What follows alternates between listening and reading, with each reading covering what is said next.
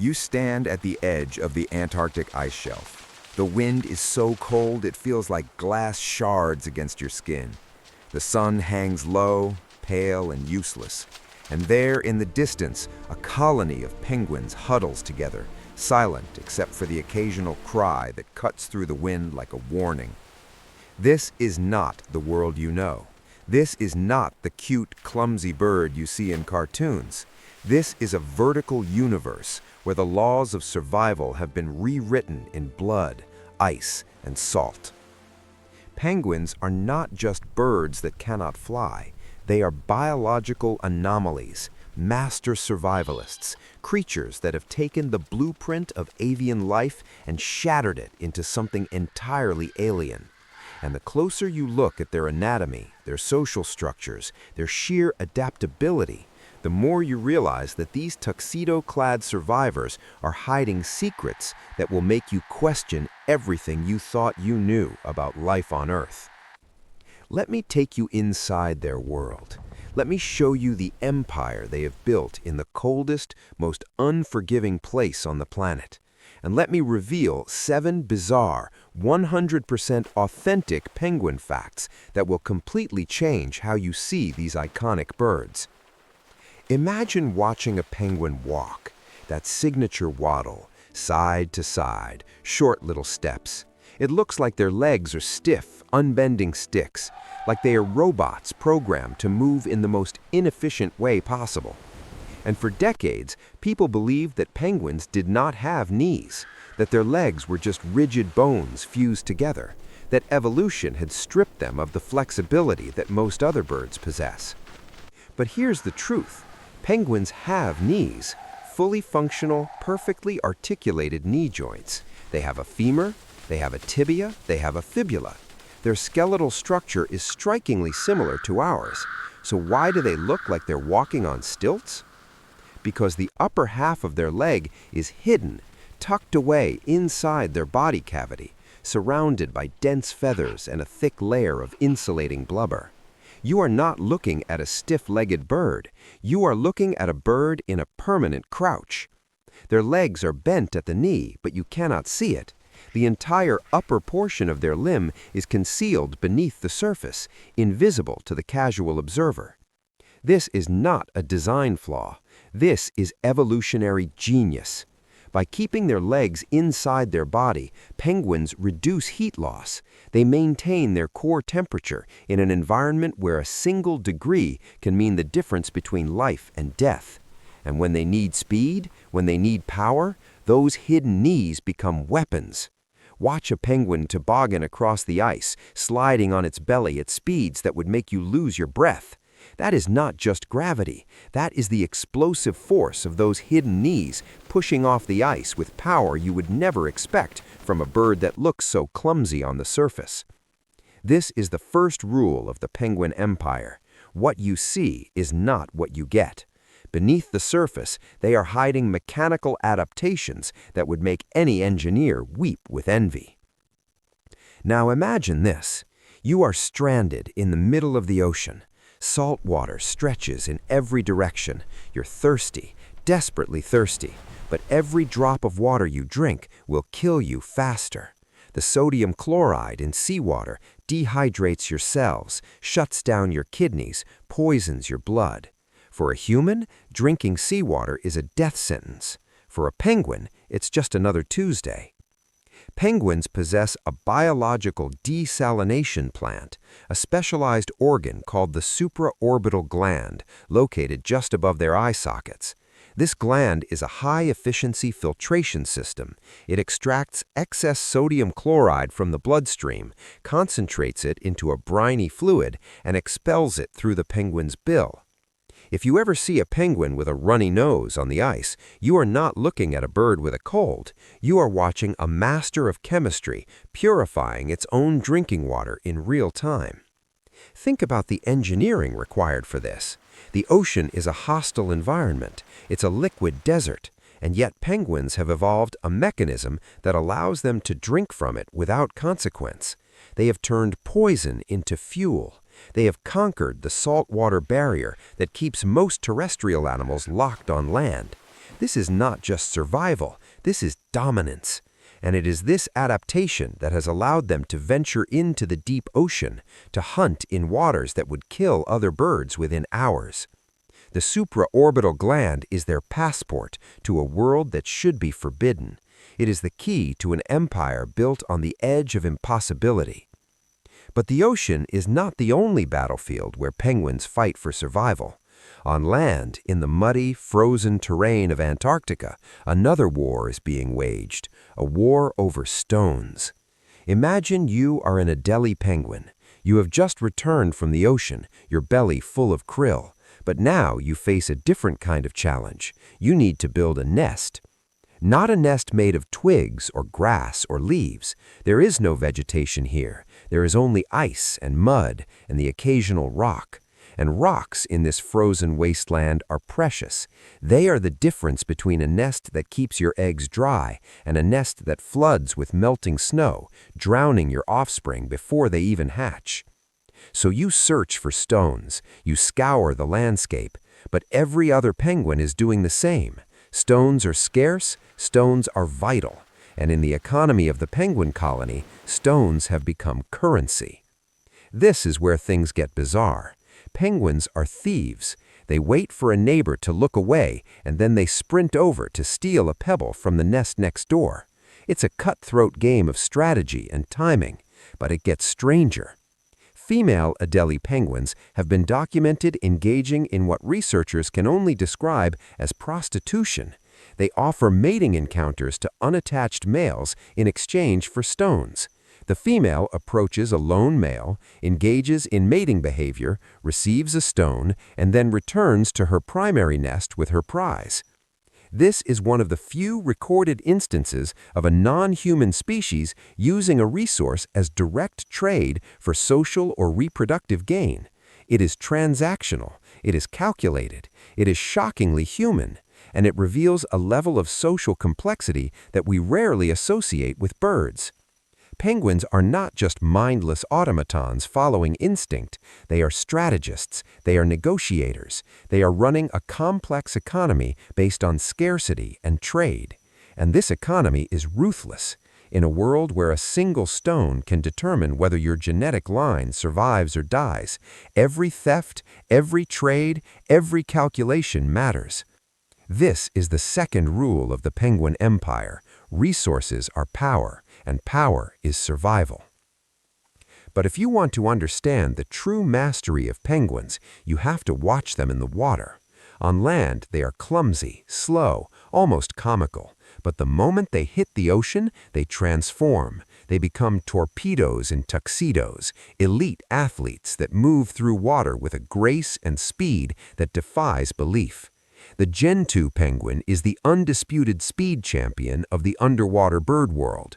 Most penguin species cruise at around 4 to 7 miles per hour, respectable, efficient, but the Gentoo can reach burst speeds of up to 22 miles per hour. That's 36 kilometers per hour. For perspective, the fastest Olympic swimmers in human history can barely reach 5 miles per hour. The Gentoo is 4 times faster. How do they do it? Through a process called porpoising. Watch a Gentoo hunt. They don't just swim, they leap out of the water, arcing through the air like dolphins, reducing drag and taking a quick breath before diving back in. Their wings have evolved into stiff, powerful flippers. These are not wings designed for flight. These are hydrofoils, precision instruments that allow them to fly through water with more agility than many species of fish. Imagine being a krill in the Antarctic Ocean. You are drifting in the current, feeding on plankton, unaware of the danger lurking below. And then, out of the darkness, a shadow appears. It moves faster than anything you have ever seen, faster than your reflexes can process. The Gentoo does not chase you, it intercepts you. It calculates your trajectory, adjusts its angle, and strikes with the precision of a guided missile. You don't even have time to react. One moment you're alive, the next moment you are inside the belly of a predator that just outmaneuvered you at 22 miles per hour. This is the third rule of the penguin empire. On land, they are vulnerable. In the water, they are gods. But even gods have weaknesses, and for penguins, that weakness comes once a year in the form of a catastrophic molt. Most birds lose a few feathers at a time, gradual replacement, maintenance. It allows them to stay warm, stay waterproof, stay functional year-round. Penguins don't have that luxury. Their feathers are their lifeline. They must be perfectly waterproof, perfectly windproof, perfectly insulated. A single gap in their plumage could mean death. And so, once a year, penguins undergo what scientists call a catastrophic molt. Imagine this. Over the course of 2 to 3 weeks, you lose all your feathers at once, every single one. You look like an exploding pillow, like a bird that has been caught in a windstorm and ripped apart. And during this time, you cannot enter the water. You have lost your waterproofing.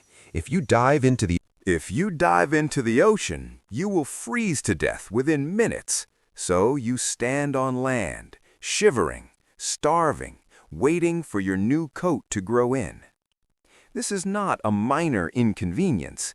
This is a biological crisis. Penguins must fast for the entire duration of the molt. They cannot hunt, they cannot feed. They survive solely on their fat stores, burning through reserves that they spent months accumulating. They become landlocked prisoners of their own biology, and all they can do is wait. But the molt is necessary, because in the world of the penguin, perfection is not optional. Perfection is survival.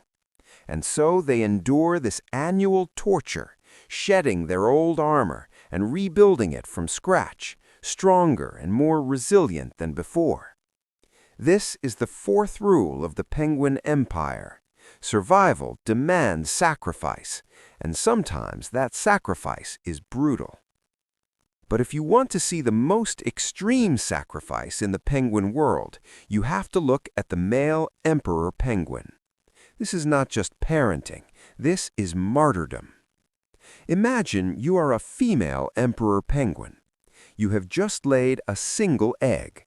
You are exhausted. You have poured every ounce of energy into creating this fragile sphere of potential life. But now you are starving. You need food. The ocean is miles away, and so you leave. You hand the egg to your mate, and you waddle across the ice toward the distant sea. The male takes the egg, he balances it on his feet, he tucks it under a warm layer of feathered skin called a brood pouch, and then he stands. For 60 to 70 consecutive days, he does not move, he does not eat. He endures temperatures as low as -60 degrees Celsius, hurricane-force winds that could knock a human off their feet, darkness that stretches for weeks, and all the while he keeps that egg warm, just centimeters away from the deadly ice. This is not instinct, this is endurance, this is willpower. The male emperor penguin loses up to 45% of his body weight during this incubation period. He is burning through fat stores at a rate that would kill most animals. His muscles atrophy. His organs shrink. He is consuming himself to keep that egg alive. And when the chick finally hatches, when the female finally returns from the ocean, the male has nothing left. He is a skeleton wrapped in feathers, a ghost of his former self. But the egg is safe, the chick is alive, and the empire continues. This is the fifth rule of the penguin empire. The individual is expendable, the colony is eternal. But survival in the Antarctic is not just about endurance, it is about perception. It is about seeing the world in a way that gives you an edge over your prey, over your predators, over the environment itself. And penguins have evolved one of the most remarkable visual systems in the animal kingdom. If you have ever opened your eyes underwater, you know everything looks blurry. This is because human eyes are designed to refract light in the air. The curved shape of our cornea bends light rays to focus them on our retina. But underwater, the density of water changes the way light refracts, and our vision becomes distorted. For penguins, who spend the majority of their lives hunting in the ocean, this would be a fatal flaw. So they evolved a solution. Penguins have flat corneas. While most birds and humans have curved corneas, the penguin eye is flattened. This allows light to focus correctly even when submerged. The result is incredibly sharp underwater vision.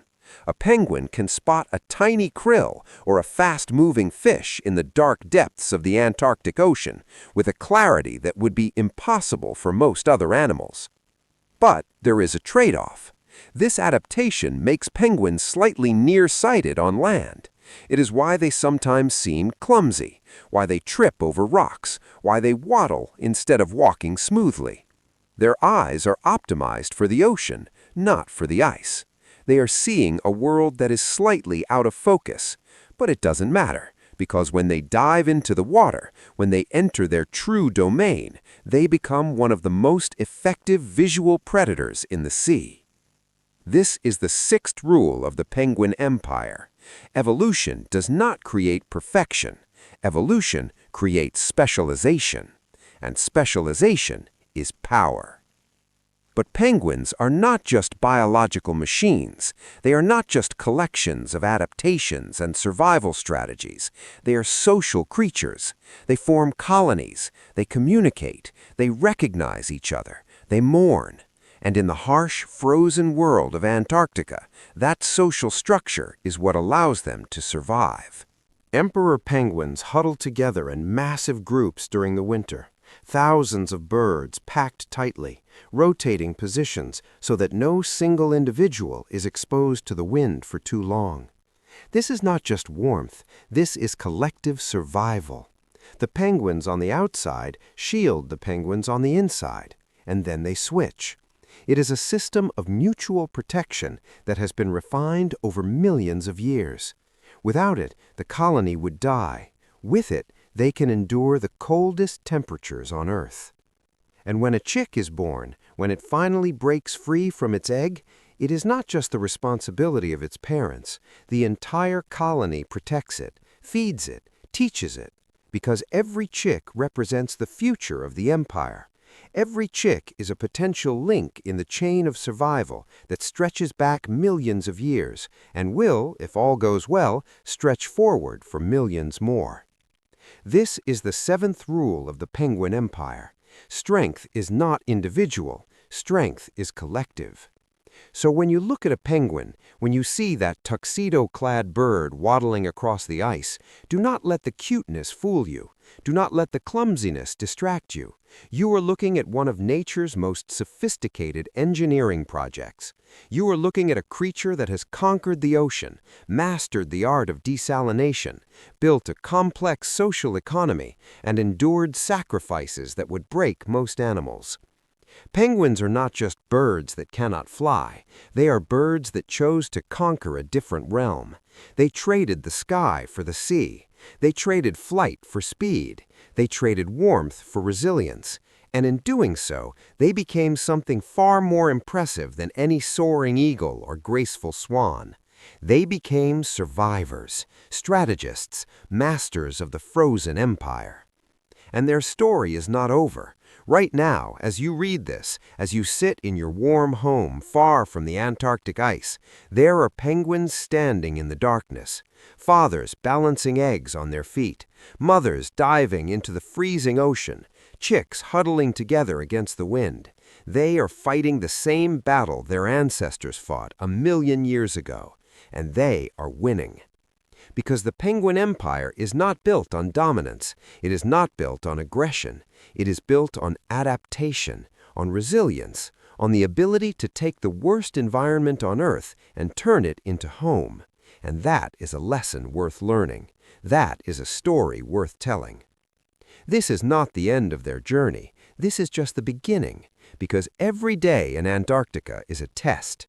Every season is a trial. And the penguins, with their hidden knees and salt-filtering noses and cutthroat pebble economy, are passing that test with flying colors, or perhaps more accurately, with swimming colors. They are the proof that life does not just survive, life thrives. even in the places where it should be impossible, even in the places where logic fails, even in the places where the sun hangs low and useless and the wind cuts like glass. And that is the most important rule of the Penguin Empire, the final rule, the rule that encompasses all the others. Never underestimate the power of adaptation, never underestimate the resilience of life, and never, ever underestimate a bird in a tuxedo. Because beneath that comical waddle, beneath that cute exterior, there is a predator, a survivor, a master of the frozen world, and they have been ruling the Antarctic for longer than humans have walked the Earth. So the next time you see a penguin, remember this. Remember the hidden knees and the salt-filtering noses, the stone economy and the catastrophic molt. Remember the fathers who starve themselves to protect their young. Remember the hunters who become torpedoes in the water. Remember the empire they have built on the edge of impossibility. And remember that in the vertical universe of the Antarctic, where biological laws have been rewritten in ice and salt, the penguin is not the underdog. The penguin is the champion. The penguin is the king. And the penguin will endure long after we are gone, standing on the ice, balancing an egg on its feet, waiting for the sun to return. That is the penguin. That is the empire. That is the truth hidden beneath the tuxedo. And now you know. Now you understand. Now you see them for what they truly are. Not cute, not clumsy, but brilliant, brutal, and absolutely unstoppable.